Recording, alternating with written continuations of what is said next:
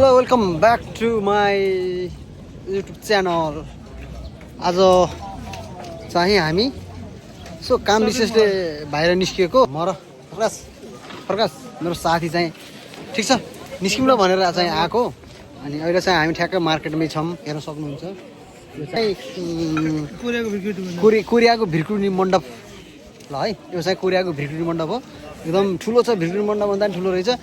सामान पनि एकदम सस्तोमा पाउँछ। हामीले चाहिँ एक जोड सामान किनिसक्यो होइन। अनि अब अरू पनि हेरिरहेको छौँ, हामीले हेरिरहेको छौँ। अनि त्यसपछि अब चाहिँ कता जान्छौँ के गर्छौँ सब देखाउनेछ होइन।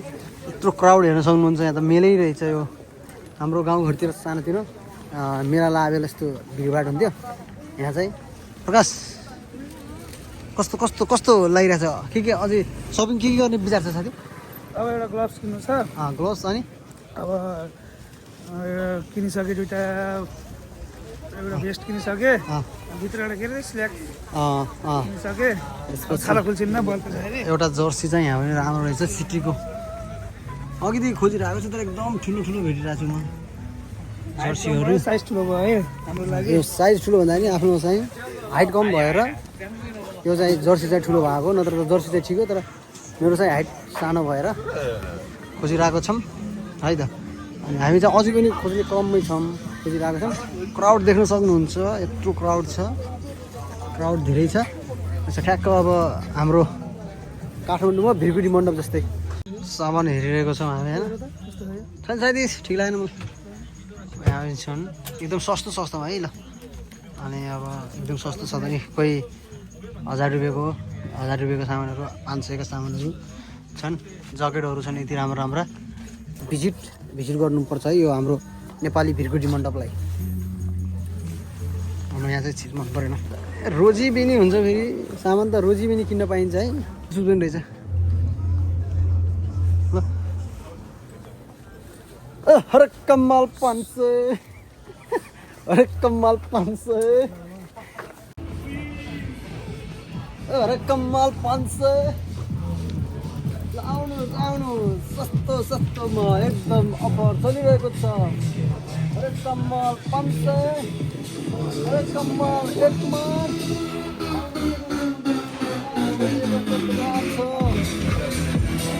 अर्को पसलमा जाँदैछौँ सामान हेर्न। आउनु मेरो सँगसँगै आउनु। म चाहिँ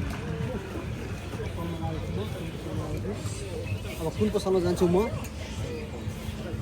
जुन पसलमा गयो भने हरेक कम्माल 5000, हरेक कम्माल 5000 हो, 5000 ओन्ली 5000।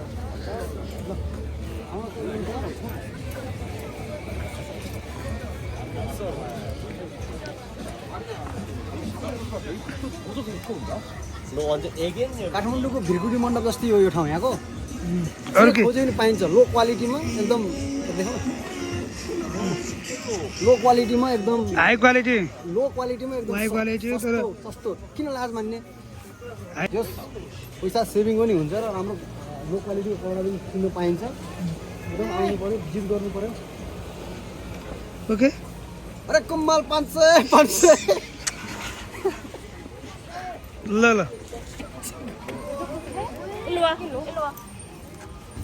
अरे कम्माल 500।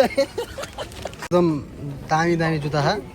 35,000 का आउन सक्नुपर्छ। हाम्रो प्रकाश साथीलाई चाहिँ मन परेन। अनि हामी चाहिँ अब फेरि अब हरेक कम्माल 500 भन्दै, हरेक कम्माल 500, हरेक कम्माल 5000 भन्दै हामी कहाँ जान्छौँ साथी भन त?